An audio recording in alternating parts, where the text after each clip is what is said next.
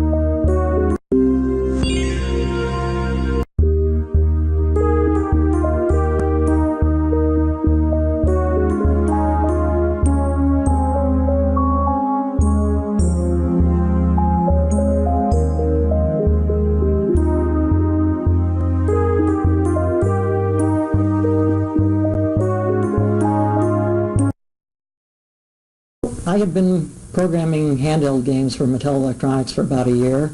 At that time, the Intellivision was all done by a consulting firm, APH, and we wanted to bring that process in-house and start a staff of programmers to do the Intellivision games.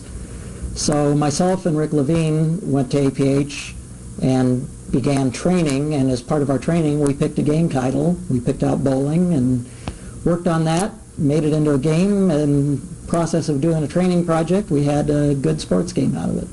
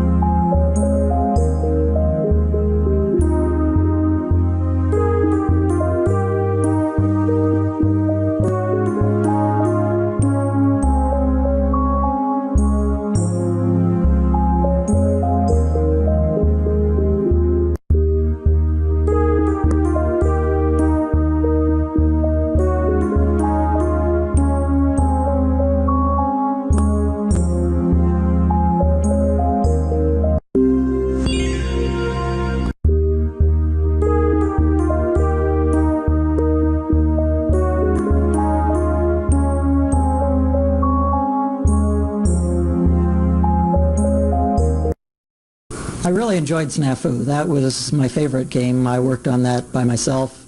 And the only thing I didn't like about it was the name that marketing picked for it. I had no idea what SNAFU had to do with it.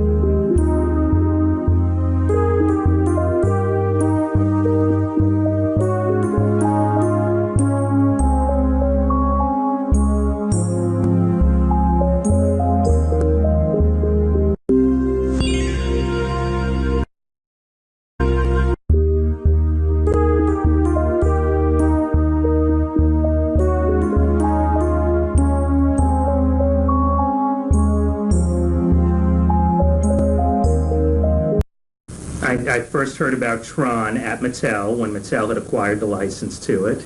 And I think the very first thing that we did was to go to see the screening of the movie. I think we saw an early release of it to inspire us.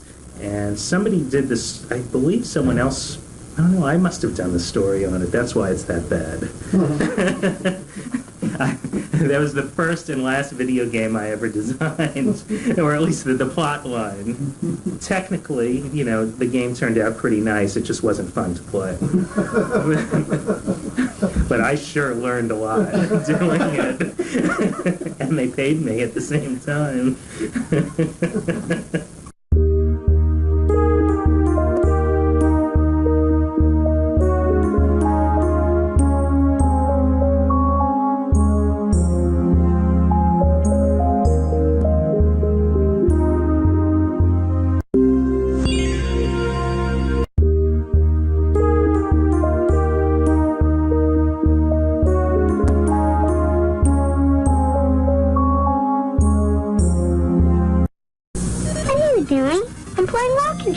A video game cartridge you have to buy separately to play on the Intellivision video game system. Why are you talking like that? They always do. Then I say your parents have to hook it up to the TV. After that, you can start to pick up cold. Trouble is, the police are coming, so you have to keep both eyes on the game. Oh, brother. Do they say that too? Funny. Intellivision master component from Mattel Electronics. Lock and Chase video game cartridge sold separately.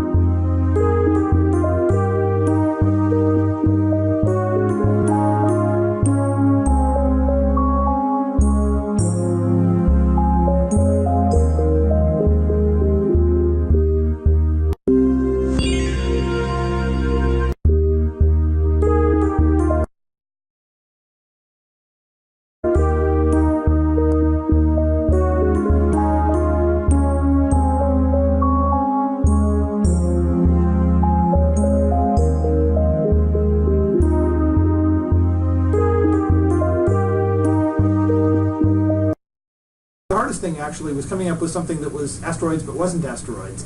And so it was a very delicate matter of trying to come up with something that would look good graphically with the real severe limitations of the Intellivision system. I mean, I didn't want rocks. Rocks floating around was an obvious thing, so we had to think of something else. And the bubble idea just suggested itself to me one day because I looked and said, wait a minute, I can do something sort of circular. That'll work. And built everything around that. We got a cool sound effect to go with it, and it kind of happened. It had the same effect, and we got some special gameplay elements based on it. It just sort of all kind of came together at one point when we realized that we could do something that even though it didn't make total sense, was fun anyway.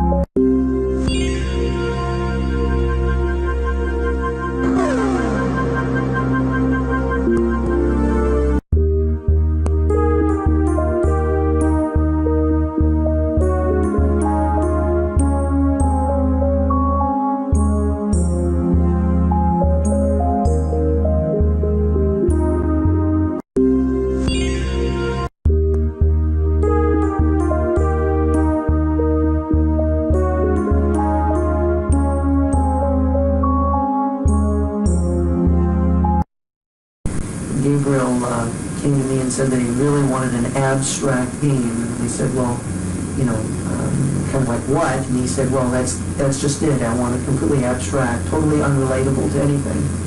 So we put together VECTRON. It was first called Vectrix, and we went through several other different names. Ultimately to put together the game, which we finally finished, which was subsequently released, and pretty much marketing came back to us and said, what are we going to be able to do with this game? We can't really relate it to anything. It's a little too abstract. So I guess we kind of did our job maybe a little too well. Because it's kind of this game that's way out there. And now my kids sort of look at me and say, what were you thinking when you did this game?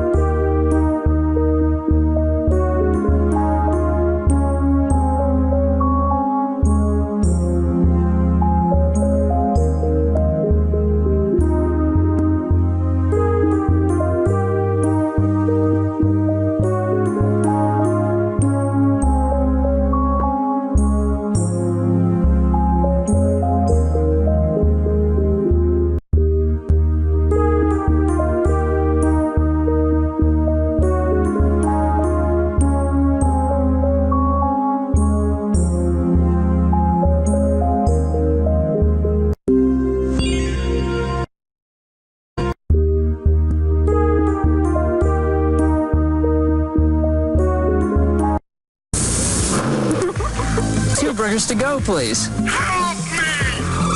Introducing Burger Time, the home video game where you're a chef trying to make hamburgers. There's just one problem. The food is trying to make hamburger out of you. For Intellivision, this fall, Atari 2600, Aquarius, Apple II, and IBM personal computer. Burger Time, only from Mattel Electronics. We are closed now.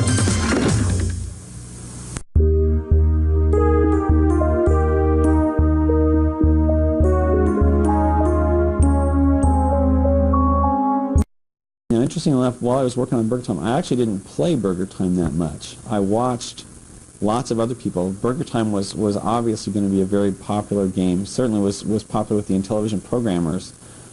So it was very easy just to kind of sit behind the Burger Time machine and watch people play it, watch the motions of the characters, watch kind of some of their ways around the characters. And so I spent a lot of time studying the gameplay of Burger Time without having to be quite so close.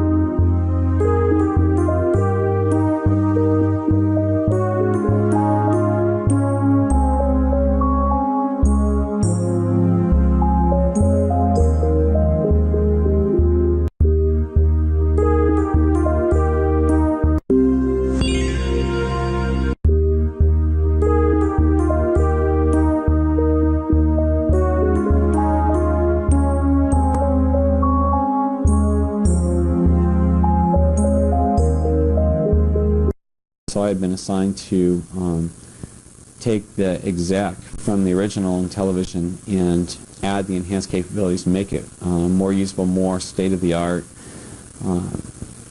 to increase the speed of the algorithms and things.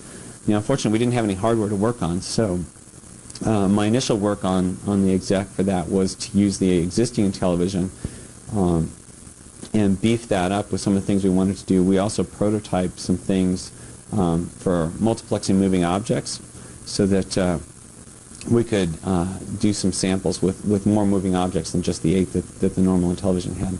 Turns out that a lot of the work that we did with multiplexing the moving objects and speeding things up was real useful for some of the future stuff that we were doing, like that ended up in Masters.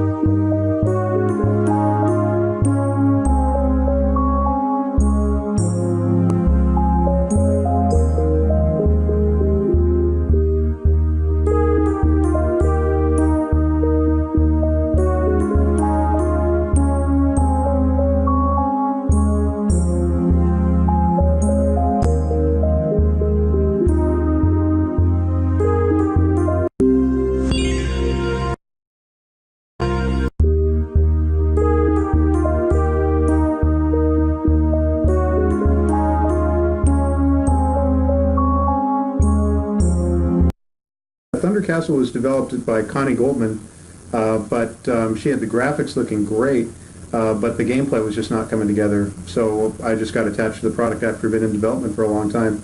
The longer I worked at it, the more I recognized, oh, that's what she was doing, that's what she's doing. So a lot of the game really is what she was, you know, she had put together all the infrastructure but just wasn't programming it all.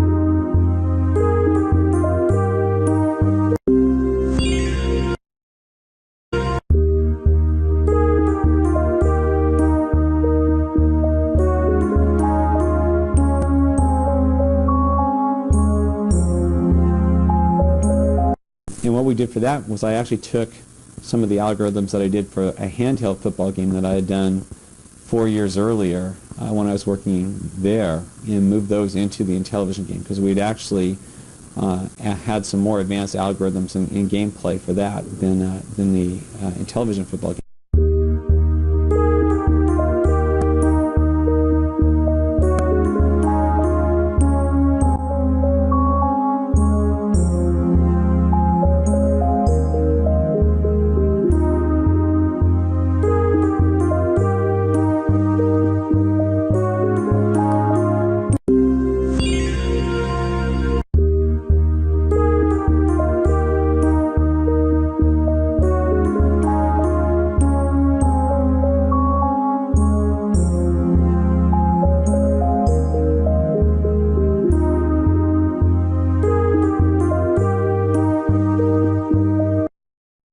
Working on a new project called Hoverforce 3D, using a chopper motif. We've got helicopters in the game that look as realistic and lifelike as this. But what's more, this game is called Hoverforce 3D, which means we get to use these special new 3D glasses. Attractive, aren't they? I certainly think so. But let's let the audience try them on, just to get a sneak preview of the game. With the glasses, the game looks like this.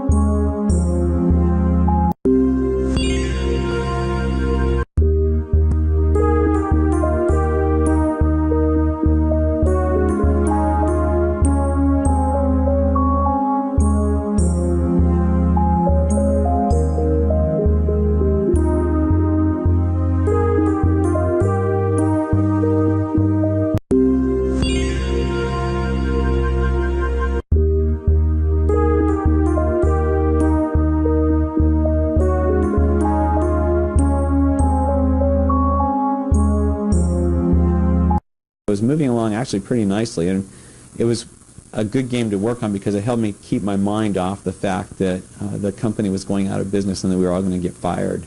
And it was a lot of fun. So when we actually did find out that we were all laid off, it was a real disappointment to me because I thought, well, this is going to actually be a really interesting game and something that you hadn't seen on the Intellivision before. So when Dave called later to say that we were going to be working on new games, immediately I thought, well, that's the game I would like to work on because it looked good. But of course, since we weren't under the umbrella of Mattel anymore, we didn't have the ability to use the He-Man character, and we hadn't even thought about the BURGERTIME characters. This was going to be more of a kind of a macho kind of a game, and the BURGERTIME characters were much more of a cartoony kind of a fun kind of a thing. So we popped the guys in there just to see what it would look like and what it would happen, and it looked okay.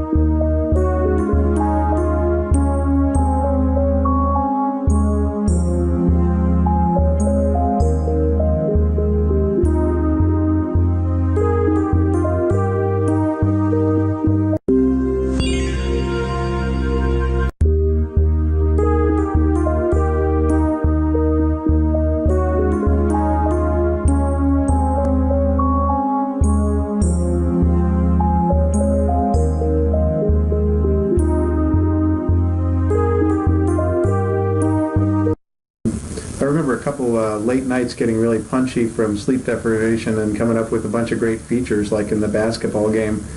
Steve Ettinger and I were going through the phone book trying to come up with 50 names. We were just turning from page to page, picking out names and making jokes on people's names and things like that.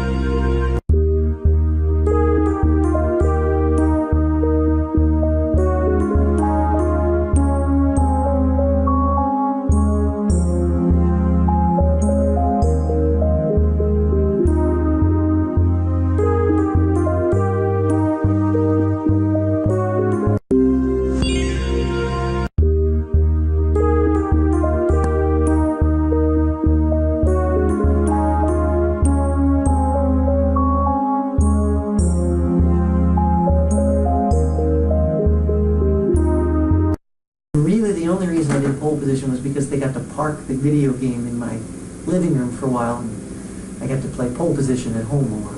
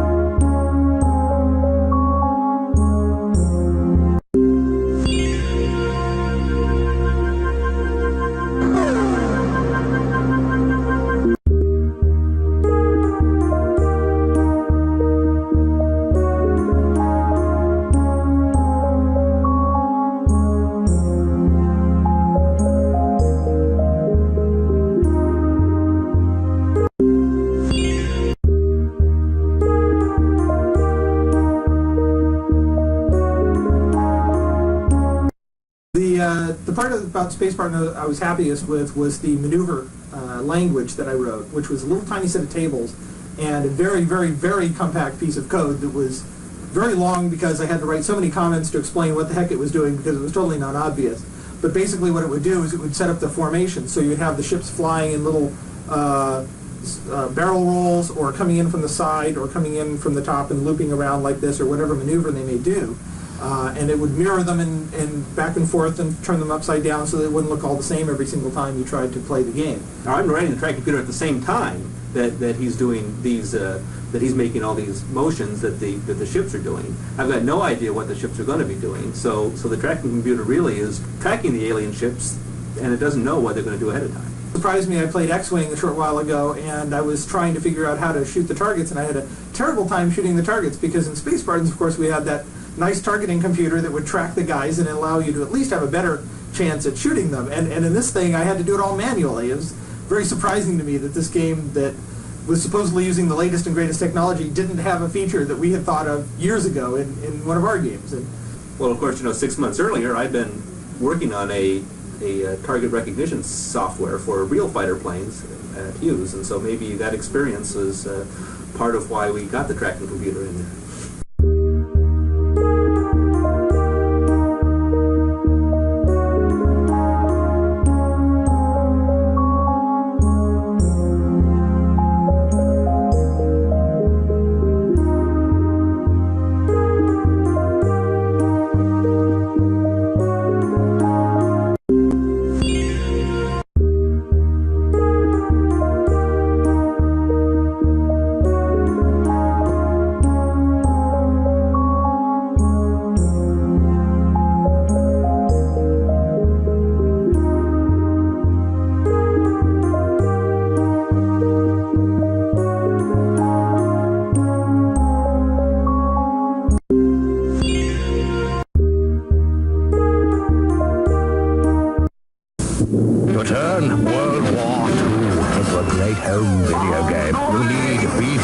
Bomber and Intellivoice. And every mission is filled with the sounds of battle. Never in the history of video games have so many owed so much great gameplay to so few. B-17 Bomber and Intellivoice from Mattel Electronics. Now get a free Intellivoice module by mail when you buy any Intellivision Master component.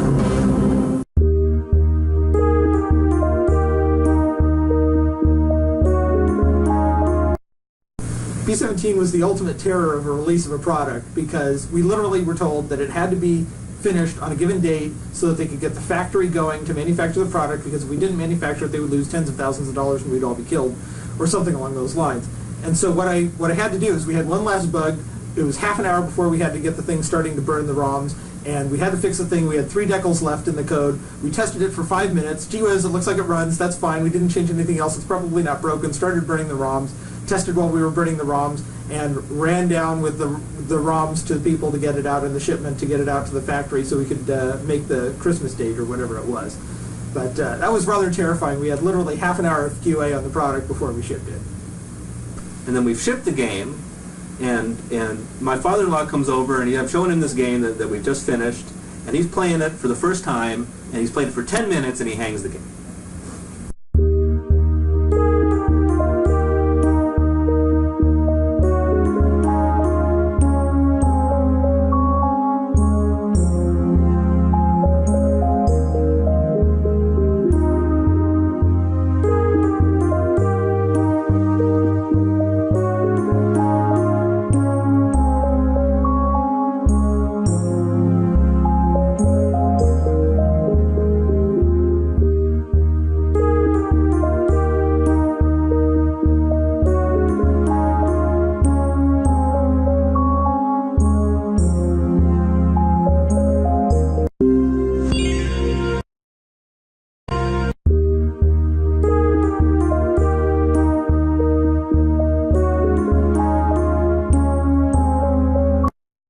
The fun about doing Solar Sailor was putting in, for me, all the special effects, doing new things graphically, new fonts, just things that hadn't been done before. So I was just putting in everything there. Everything I had an idea. It's like, oh, let's try this, try that, or I'd see what some other programmer was doing. Oh, I can steal that. I can put that in here, and try to go beyond that. But I wasn't being efficient in the programming. I was just getting in everything that I could get in there. And my boss, Mike Minkoff, was looking at it and going, this program's getting awfully big here. And I go, yeah, I'll optimize it later. I'll make it efficient later. But what he finally did was he put Gene Smith, another programmer, on the project just to clean up after me. So I would do some fancy special effect or something, and then Gene would come in and I would show him the latest thing I did, and he goes, "Oh, how did you do that?" And I said, "Well, I wrote some macro to do this." "A macro? Oh, you can't do that. That's the most inefficient way to do it." And so he would take the program out, and he would work on it for a day or so, and then he'd come back and say, "I took that routine you did and I chopped it in half. I made it efficient. I made it good." And I went, "Terrific! That means I can put in this feature." And he goes, "No, you can't put in more." And I was, so it was a poor Gene. Every time he would cut the code down, I would just take advantage of that just to stuff more stuff into the game.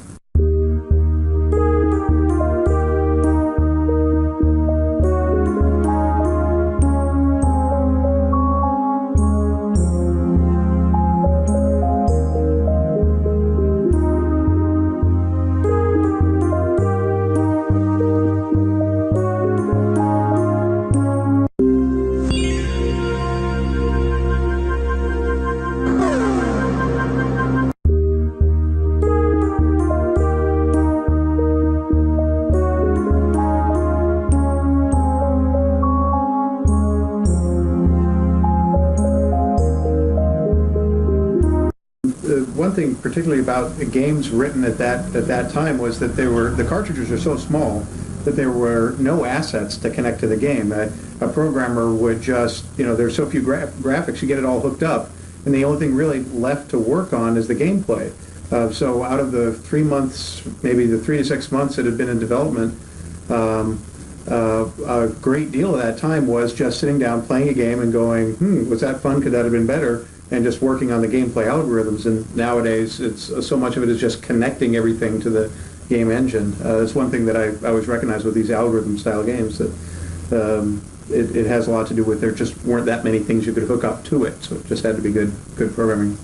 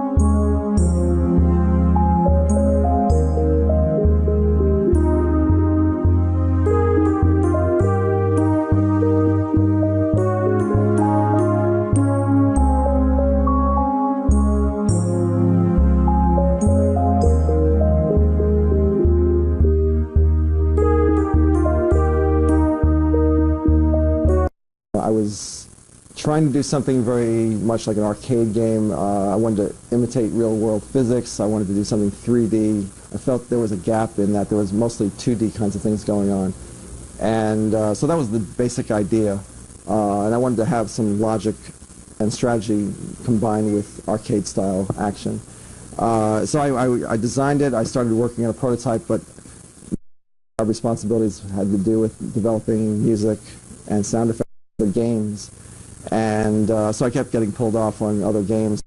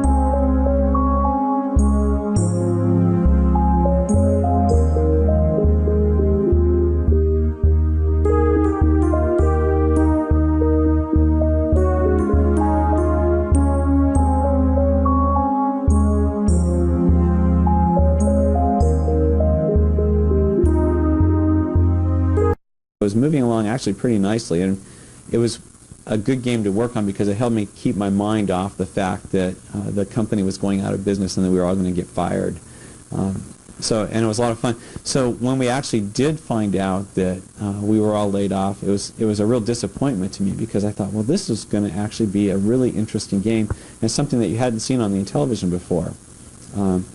So when Dave called later to say that we were going to be working on new games, immediately I thought, well, that's the game I would like to work on because it looked good. But of course, since we weren't under the umbrella of Mattel anymore, we didn't have the ability to use the He-Man character, and I hadn't even thought about the BURGERTIME characters. This was going to be more of a kind of a macho kind of a game, and the BURGERTIME characters were much more of a cartoony kind of a fun kind of a thing.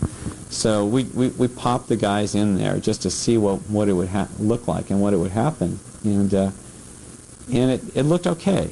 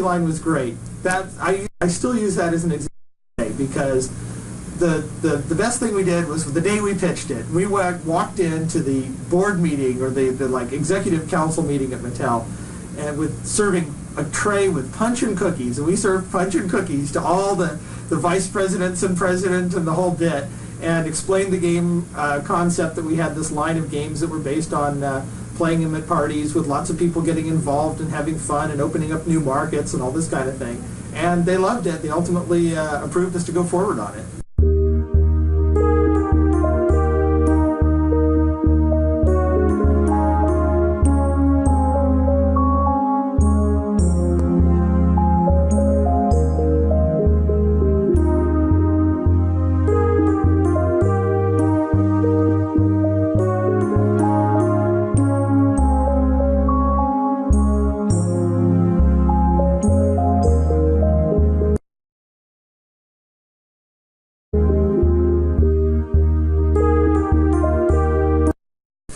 party line was another high point in my life.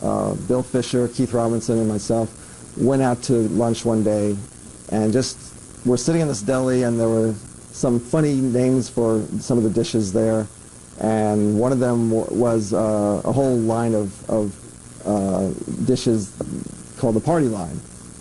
And, we were just talking, and all of a sudden it came up, wouldn't it be a cool idea to have a party line of games at Mattel?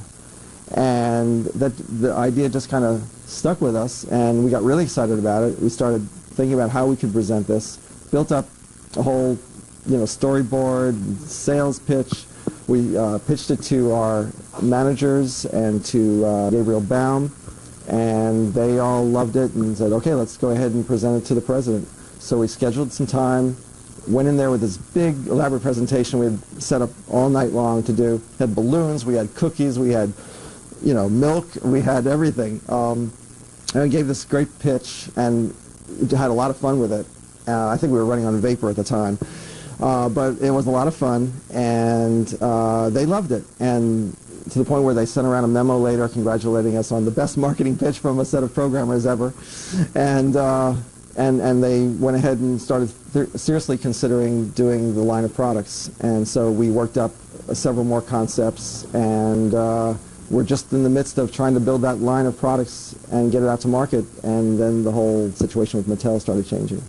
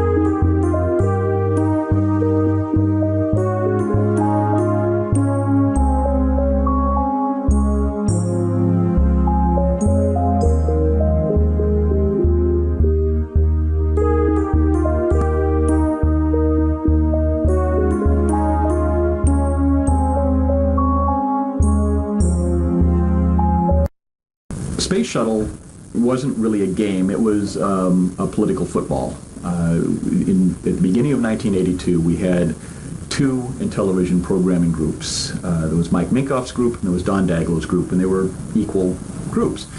But during '82, we started doing all of the M-Network stuff, the Atari 2600, and then later we added IBM PC and Apple and Aquarius.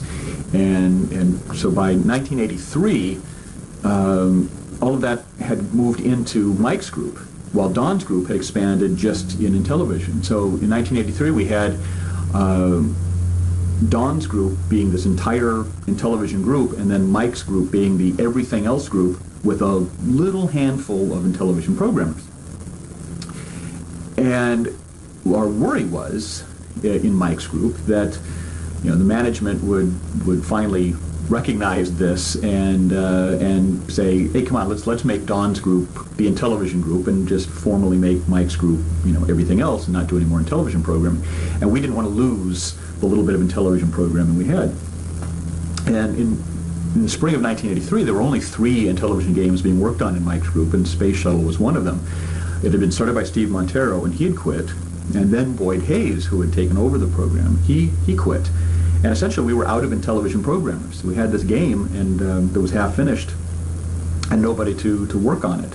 And Don said, well, I've got programmers available, move it into my group. But, we were worried, this is it, this is going to be the thing. If we move this into Don's group, that's when they're going to formally say, okay, no more Intellivision programming in Mike's group. So I was working on other things, Steve Roney was working on other things, but we kind of looked at it and said, well, we might be able to squeeze that in. And neither one of us really wanted to do it, but it's kind of like, well, I'll do it if you'll do it, and yeah, I'll do it if you'll do it. So after hours, when we could, we kept Space Shuttle going, and we weren't really enthusiastic about it. We never really had a clear vision of gameplay for it. I think we did some good work on it, but it never really excited anybody. Essentially what we managed to do was we managed to keep it on life support for 2 or 3 months. And by the time marketing finally pulled the plug, the whole Don's group, Mike's group thing became academic because there was another layoff, and we were just down to all development back into one group.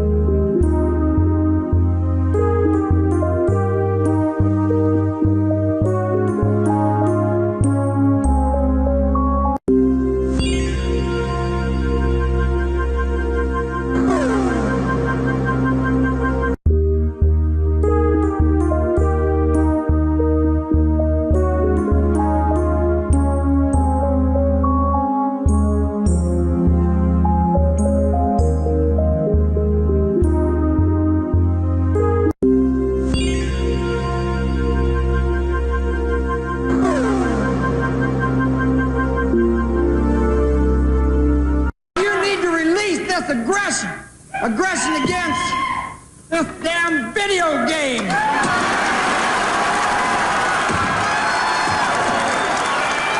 No, it ain't the game, it's this controller! It's the controller! It's the controller!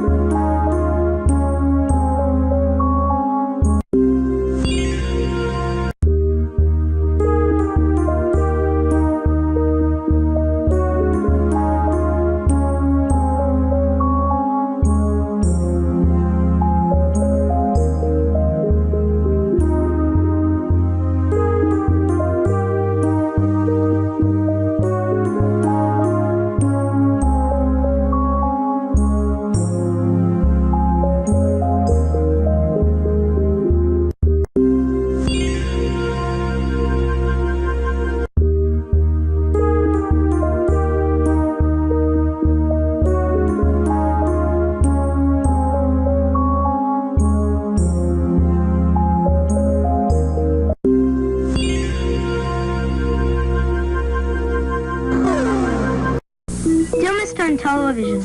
I'm sorry. Plimpton, My friend wants an Intellivision because of those great games.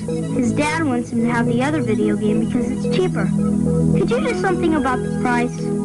Dear, what was his name? I think I have something that'll make your friend very happy. Intellivision 2. The people at Mattel Electronics have drastically reduced the size and price, but it plays the same great games.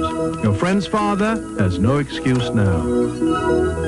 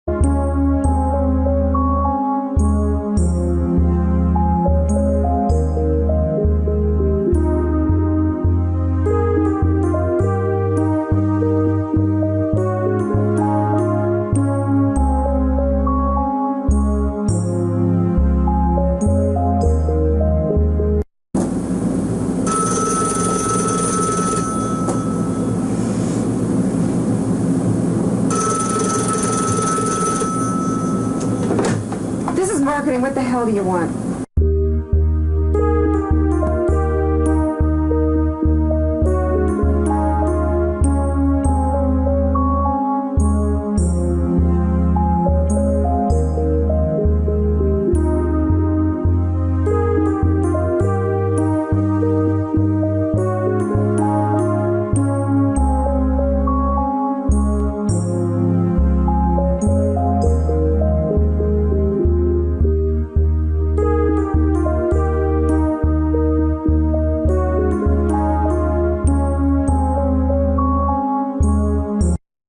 Talk to you about your last day here at Mattel Electronics? No comment. No comment. I'd really like to just speak with you for a moment, if I may. No comment.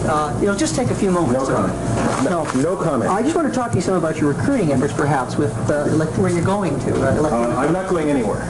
It'll just take a few moments. No, I never heard of Electronic Arts. I never heard of it. I never heard of it. No. I just want a few moments of your time. No, this will just take a few moments. Let me just...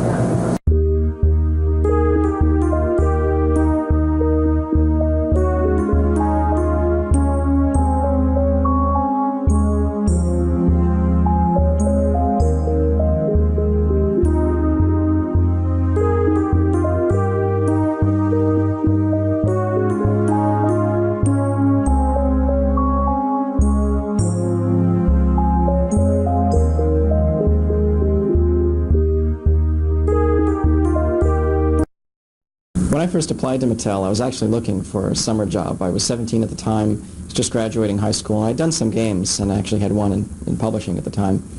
And it just so happened that Mattel was actually looking for college grads. They were recruiting. And they mistook the name of my high school for the name of a college nearby and decided to bring me out to California to interview me. So I came out and went in for the interview and was very surprised that the recruiter, Robin Ekman, looked very puzzled and almost disturbed when she first saw me sitting there waiting. Went into her office, and over the next half hour, a series of people in suits went in and out of her office, always pausing to look at me. After half an hour, she started the interview and explained that they had thought I was graduating from college. But we completed the interview, and I actually went on to meet the hiring manager and then his boss later that day. And a week later, actually got a job offer from them. I guess they created a new category for me called Junior Programmer. And about a month later, after I'd actually turned 18, I actually started work at Mattel.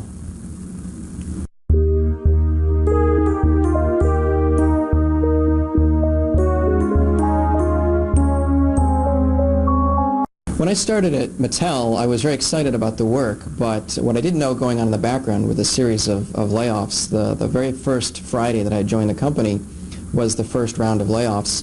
And it was very surreal. It was almost like being on a slowly sinking ship, but you're in one of the innermost compartments, so you hear the creaks and groans and you hear water brushing about, but you haven't seen anything to really indicate danger yet, and that didn't happen until about 5 months later.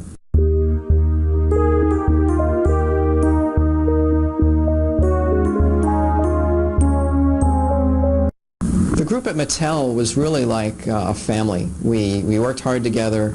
We did a lot of things outside of work together. Everyone really helped me out. Since I was new to the area, I didn't know anybody.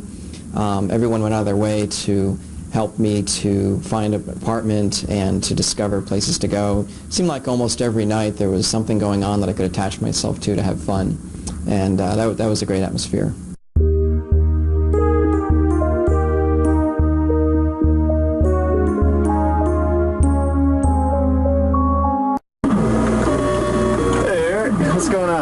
Hi, Tom. Just hunting for Easter eggs. I found some really neat things in these games. Oh, yeah? Like even in Solar Sailor. Solar Sailor? Type in Keith's birthday.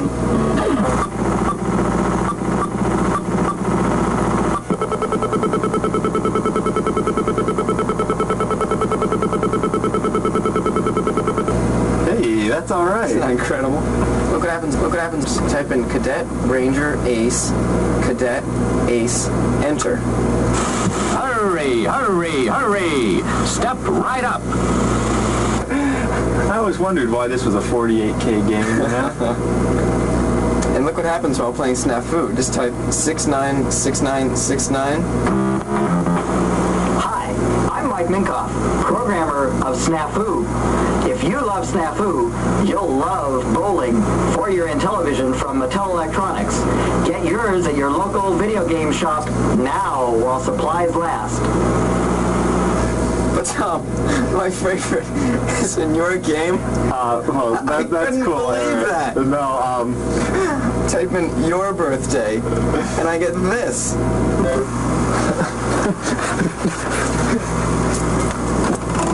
You don't want to be watching that, man. Oh, come on. Oh, come on. Listen to you. You're still great. underage. How could you get arrested? It's your fault. It's her fault.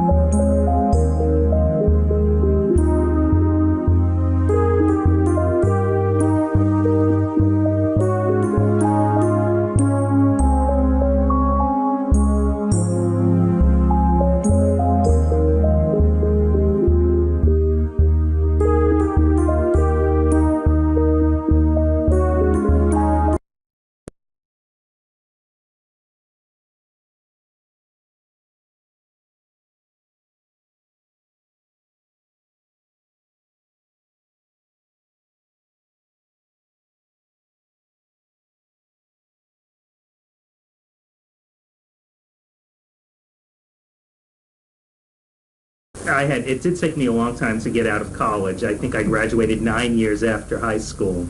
And I finally got a degree in computer science, and I said, well, okay, I sent out my resume. I still have the book, 100 companies that I sent my resume out to. And in this book, it says, you know, on this date, I sent my resume to Mattel. Well, that same week, I had gone to Litton Industries, and I had interviewed there, and, you know, it was very stuffy and very corporate, and it was right in Beverly Hills. So I went there, and it seemed like it was reasonable, and then I went to Mattel, and I was the first person that they had hired someone in HR to hire all of the programmers, Sybil, and I was the very first person that she hired. And I think we, as everyone remembers, we took a little test, or we called it a quiz, because you're not allowed to test employees. And it felt like the atmosphere was good. So it was an easy decision. I first heard about Tron at Mattel when Mattel had acquired the license to it. And I think the very first thing that we did was to go to see the screening of the movie. I think we saw an early release of it to inspire us. And somebody did this, I believe someone else I don't know, I must have done the story on it. That's why it's that bad. That was the first and last video game I ever designed, or at least the plot line.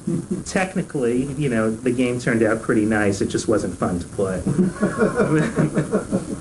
But I sure learned a lot doing it. And they paid me at the same time. I'd been at Mattel for a year and a half. I think I was the 12th or 13th person that had been hired to do programming. The department had changed so much at that point. When I left, there must have been 70, 80 people just in the programming side, and it just really seemed like things had changed. It just had become this huge elephant that everyone was trying to move, and so Atari approached me. Actually, for a while they had been calling me, and they asked me if I wanted to set up an office for them down in Los Angeles, and I had a couple of meetings with the manager, the person that was responsible for getting that set up, and they decided to hire me. And that was exciting because really we were starting with nobody. We knew we weren't going to be able to use any of the information that we had. Atari said they would provide us with the information we needed to program it, but at the same time they didn't offer to give us lobotomies. And that was a really exciting time because we got to recreate the beginning stages of Mattel. I've got to be going now. I hear a lot of wishes coming out of Atari. They've been really hard up for ideas lately, and they've been on me like grease on fries. Bye!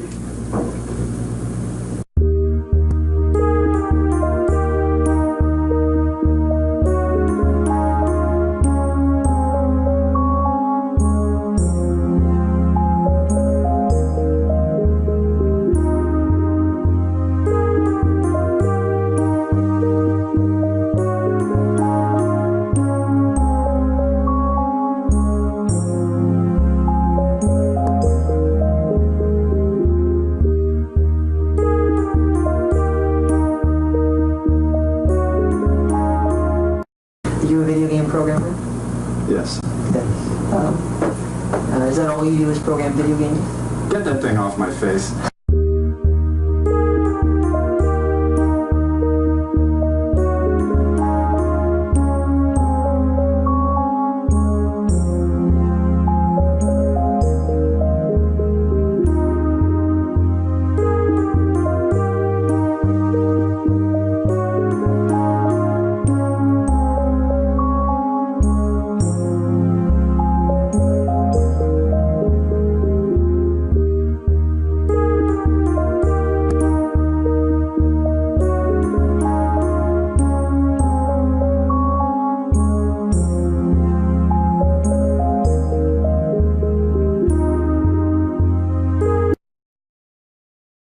I was one of 30 people in the initial group in Mattel Electronics. We moved from the office buildings back to a factory building, and later on they had refurbished the factory building, but we were kind of in a factory area.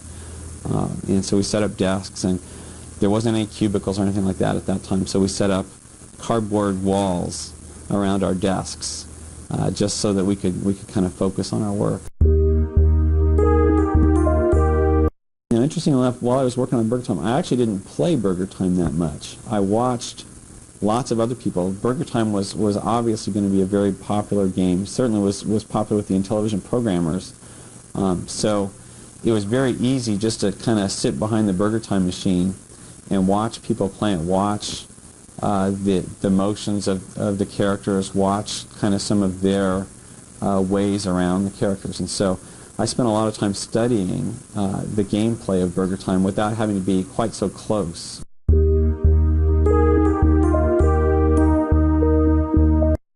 To me, that was just astonishing that somebody would actually spend money to develop more Intellivision games. But given the fact that somebody was willing to spend it, sure, I would be happy, more than happy, to help him develop games. It was moving along actually pretty nicely, and it was a good game to work on because it helped me keep my mind off the fact that the company was going out of business and that we were all going to get fired. And it was a lot of fun. So when we actually did find out that we were all laid off, it was a real disappointment to me, because I thought, well, this is going to actually be a really interesting game and something that you hadn't seen on the Intellivision before. So when Dave called later to say that we were going to be working on new games, immediately I thought, well, that's the game I would like to work on because it looked good. But of course, since we weren't under the umbrella of Mattel anymore, we didn't have the ability to use the He-Man character, and we hadn't even thought about the BURGERTIME characters. This was going to be more of a kind of a macho kind of a game, and the BURGERTIME were much more of a cartoony kind of a fun kind of a thing. We popped the guys in there just to see what it would look like and what it would happen, and it looked okay.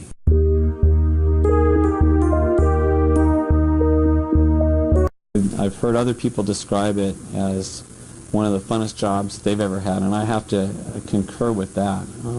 The people that were there were exciting and fun. The technology we were working on was fun.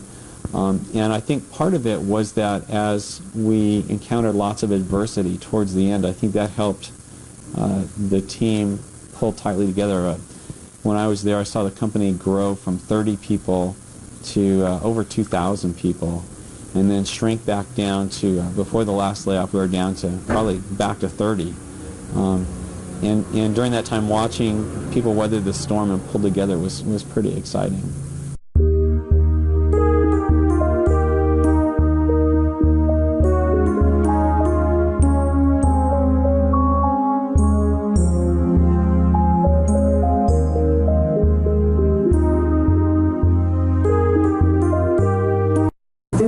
Very positive. It's very free, very conducive to creativity. Best thing I like is the dress code. I used to work at a place where I had to wear a suit and tie every day, but that's just not my style. The dress code, that's what I like best.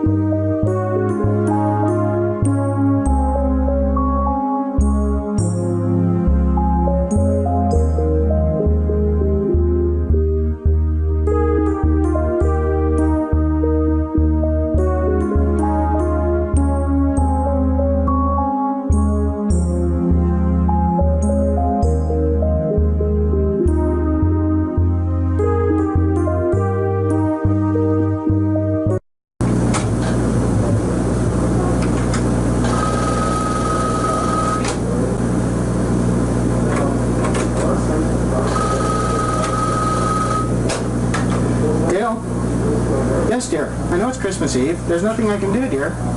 I'm right in the middle of burning number jumble. That's that popular game Mattel's putting out that's supposed to save us. Well, I have to have it ready by CES, dear. I'm sorry. There's nothing I can do. Yes, dear. Yes, dear. I'm sorry. Hey, Dale. Your wife's on the line for you. Thank you. Yes, dear. Well, I gotta go now. Goodbye.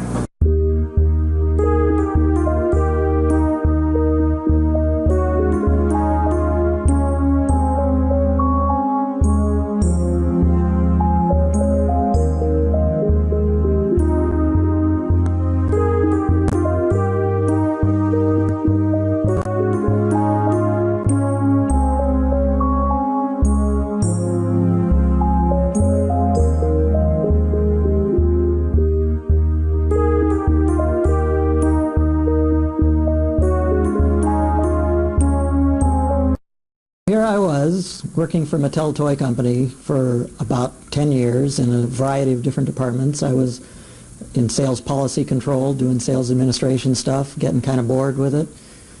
And Mattel had come out with this big innovation of open job posting, and they had announced that they were going to have this new program, the CAP program, Career Advancement Program, where they would post all the jobs. And Mattel Electronics had been around as a division for a year or so, and I went down to the cafeteria the first day the program was open, and there's this whole big bulletin board full of little 3x5 cards with jobs posted on them. And I go, well, there's not going to be anything for me down here, but I'll look just for the fun of it. And Mattel Electronics was the left-hand section, and I started, upper left corner to go through all these cards. First card I see in the upper left-hand corner says, Senior Systems Programmer, Design and Develop Handheld and Video Games. And I thought to myself, yeah? They're going to pay me to do this? I had been programming handheld games for Mattel Electronics for about a year. At that time, the Intellivision was all done by a consulting firm, APH, and we wanted to bring that process in-house and start a staff of programmers to do the Intellivision games. So myself and Rick Levine went to APH and began training, and as part of our training, we picked a game title. We picked out bowling and worked on that, made it into a game, and process of doing a training project, we had a good sports game out of it. I really enjoyed SNAFU. That was my favorite game. I worked on that by myself, and the only thing I didn't like about it was the name that marketing picked for it. I had no idea what SNAFU had to do with it.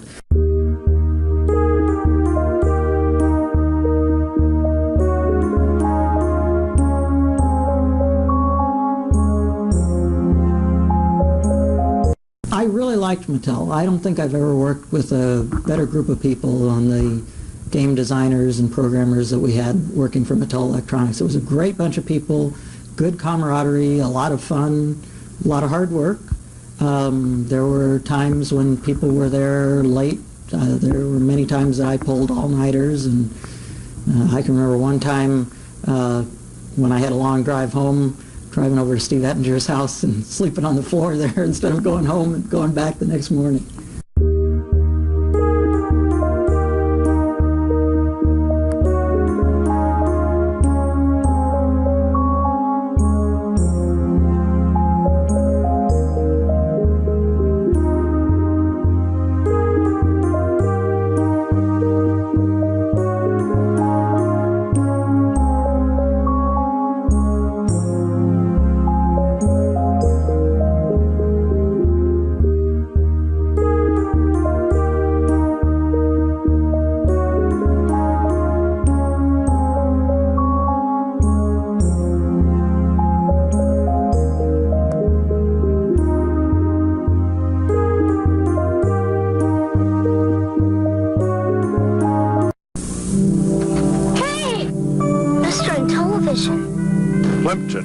I bet it's great doing all those Intellivision commercials. I bet you get to keep all the games. Me and my friends like Night Stalker the best. Bats are real scary. Here, your friends won't have this new one. Lock and Chase. They won't believe this. Would you autograph it for me? Certainly. What's your name? My name?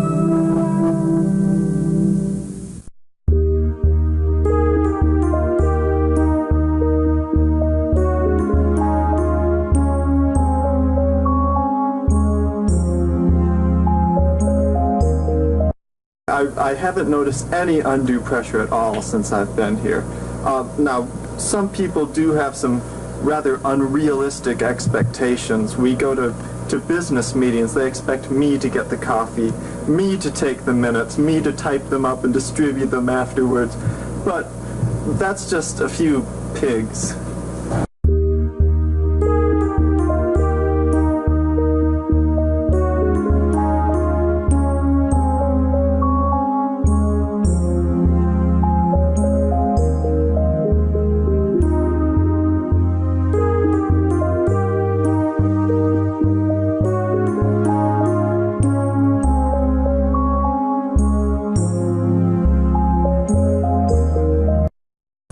I came into Mattel at a job fair, and when you came in, they gave you a name tag that was color-coded. So you had it on. It was either programming, or you were a hardware person, or you were in marketing. And so I'm in there, and it's in the Mattel cafeteria, a lot of people mingling around, looking at the video games that they had set up. And this dapper Englishman, coat and tie, came up to me and said, Excuse me, I see you have the programming name badge on. Now, are you available for all types of programming, for accounting, or for payroll, or are you just here because you think it would be fun to program games? And I thought about it for a second and decided to tell him the truth, that really I was just there because I thought it would be fun to program games. And he went, "Ah, very good, please come over here and sit down with me." It turns out this was Gabriel Baum, who was in charge of the Intellivision programming department, and anybody that he asked that question who said that they were available to do accounting or any other programming, he wouldn't talk to them. That's it. He only wanted people who were there to program games.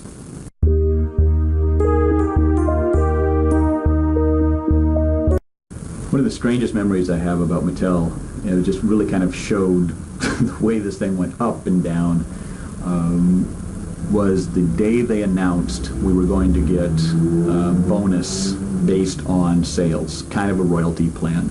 We were going to get 6 cents. Programmers were going to get 6 cents for each one of the cartridges sold that they programmed. And a group of us went over to the nearby mall for a break that afternoon, and there was an ice cream shop there, and we all got ice cream. We were sitting on the patio, and we were just all going, "This is it. This is it. We're all going to be rich now. This is wonderful." And a Porsche drove by, and one of the people in the group said, I'm going to get me a Porsche." And everybody kind of got wistful, kind of going, "Oh yeah, now we're just going to be able to.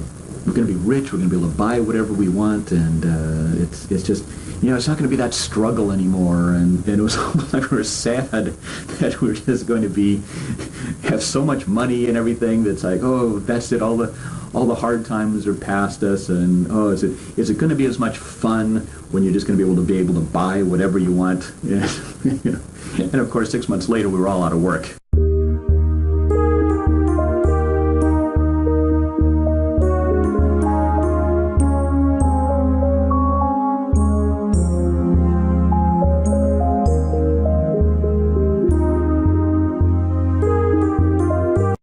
The funny thing about hearing people talk about Mattel now is over and over again, people say, "That's the best job I ever had. That was the most fun. It was just terrific."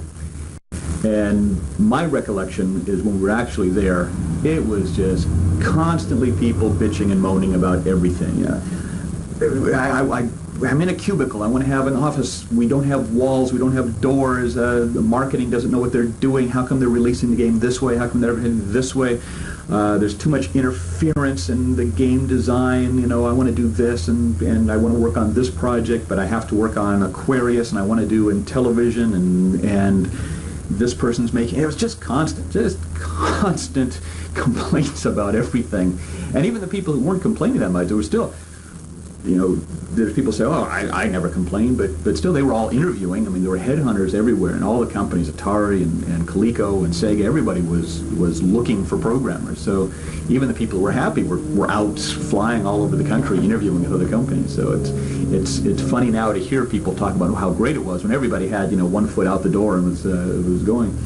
But at the same time, it's not really a contradiction, because I think that really looking back at it, it was the best time for a lot of people, and I think that that's because simply, even with all the complaining and everything, there was just such a passion about what we were doing. I mean, it was just, video games, but everybody was really just so, it was their life at that time. It was just really caught up in it, and really, like I say, the passion for every day of working at Mattel and working with the people that we had there. It was just, it was tremendous. So it's like, say, a lot of hard work and a lot of complaining and a lot of nonstop agony, but it really was a time when you just really felt alive, and that you really knew what you were doing every day.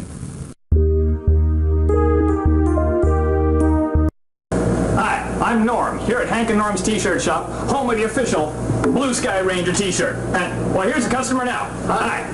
Buy a Blue Sky Ranger T-shirt? Why, certainly. What color would you like? Blue. Good choice. Thank you.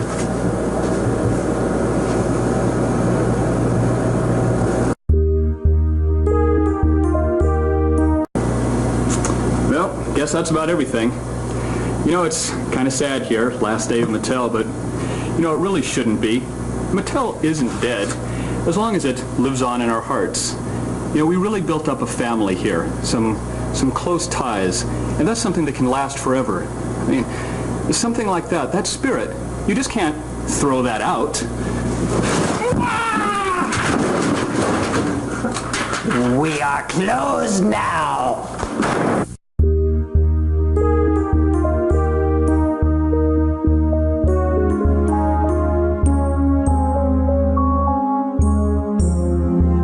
So I've been working in aerospace at Hughes Aircraft Company for a little over 6 years, and when I decided I wanted to try for the job at Mattel Electronics, I decided I needed to do a little work on my resume. So down in the special qualifications area, I crossed out the top secret clearance and wrote that I had over 100 board games at home. That worked out pretty well. Hi, we're here at Steve's T-Shirt Shop, home of the official T-shirt of the official video game of the 1984 Winter Olympics. Buy yours now and get it in time for the 1984 Winter Olympics. Here's a customer now. Hi, can I buy an Intellivision T-shirt? Sure, what color would you like? We have lots of colors to choose from. Green. Green. Wonderful. Here's a green shirt for you right now. Thank you. Thank you very much. Also available without software staff.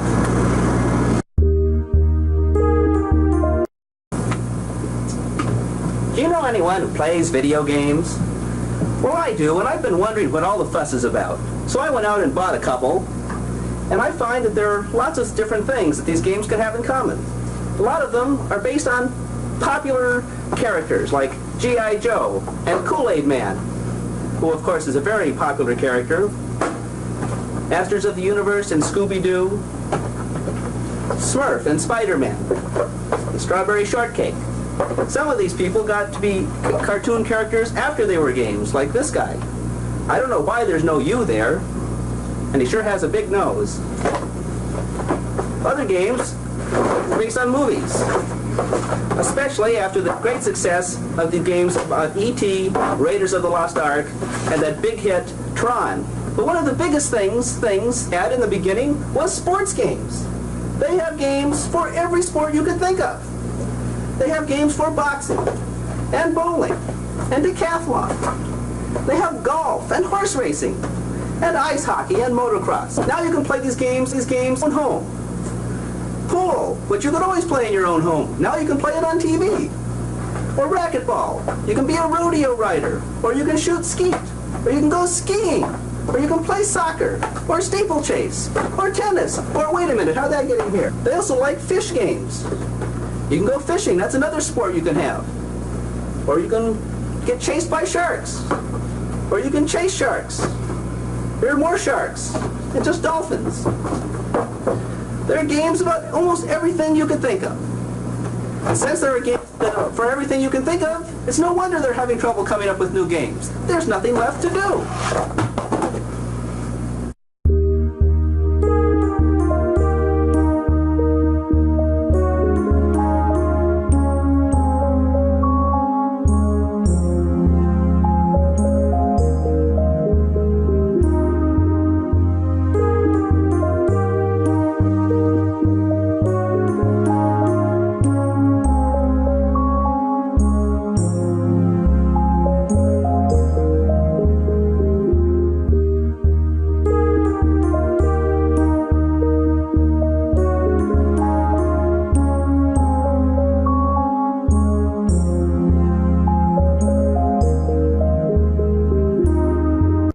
I was a professional musician and was thinking about having a family with my wife.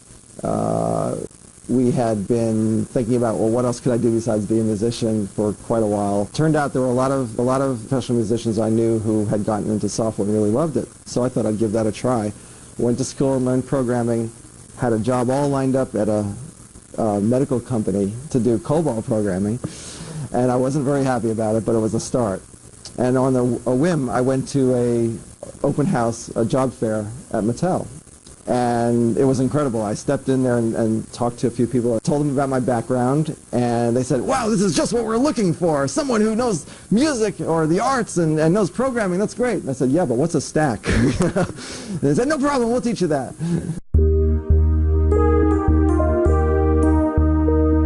Leaving Mattel and going to Atari, I got to say, I don't know what I was thinking. Yeah, it seemed like a fun thing at the time. I liked working at Mattel. I loved working with the people. We were clearly going into some hard times. Atari seemed bigger, more stable, able to weather the ups and downs of the game industry more. It was a lot of the people from Mattel who were there, and so it was just basically going from one part of the family to another part. And it was very enjoyable. But it was very enjoyable, but it was really never the same as working at Mattel. Mattel was a special family.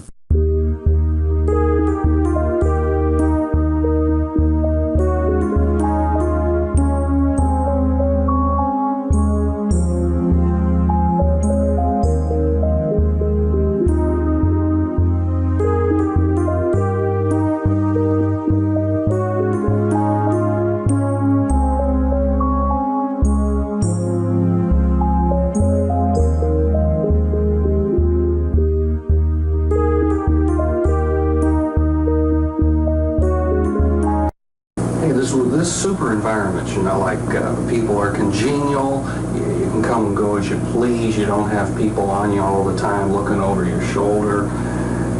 Yeah, there's only one small problem, and that's some of the people out there who don't like smoking, like, well, since I came here, I've cut my habit down in half, I used to smoke 2 packs a day, but, I really get paranoid about smoking around this place, people peeping over your cubicle, sniffing at you. It's gotten so bad that I have to go outside before I'll ever smoke, I have to go downstairs and stand in the rain and freeze my rear end off, and, late at night sometimes if I'm really feeling good, I'll be...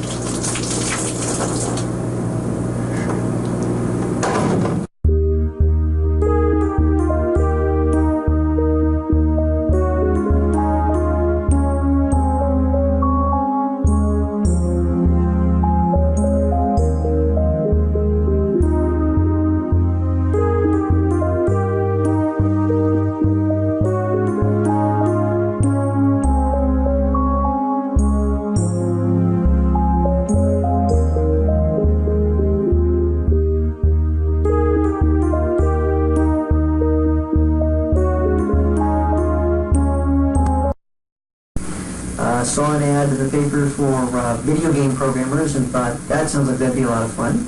Ultimately, I ended up in an interview with Gabriel Baum, who seemed to be less taken with someone who had an economics major and was going to law school.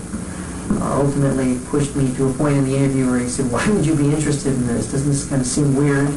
And I sort of figured, well, at that point, he wasn't going to hire me anyway, so I just said, well, I guess that makes me weird. And, suddenly the whole attitude changed, and it was, we were all buddies, and that was great, and it was fine. And afterwards, once I started and I was working there, I asked him about all that, and he said, exactly, I wasn't looking for normal people. So I guess he hired me because I'm not normal.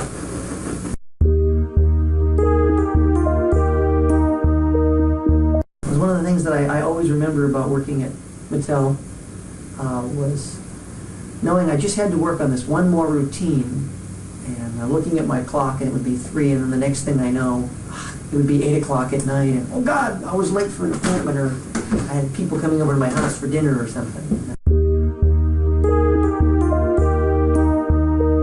Really, the only reason I did pole position was because they got to park the video game in my living room for a while, and I got to play pole position at home a lot.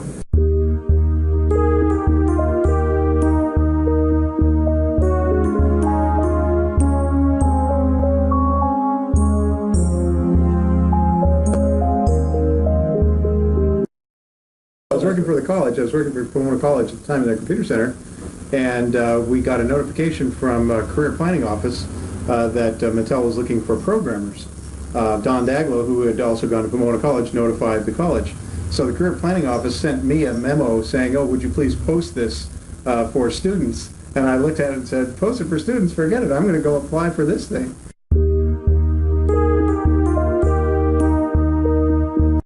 First I interviewed with Minkoff, the Minkoff manager. Then I interviewed with Daglow, but they still was border case or something like that. So I interviewed with Gabriel, and for 5 minutes we talked about my qualifications. For about 10 minutes, we talked about what it was like to work at Mattel, and then for a half hour, we talked about the symphony in Northern Europe from like 1910 to 1940 or something like that. It was a more of a social interview, I guess, than a technical one.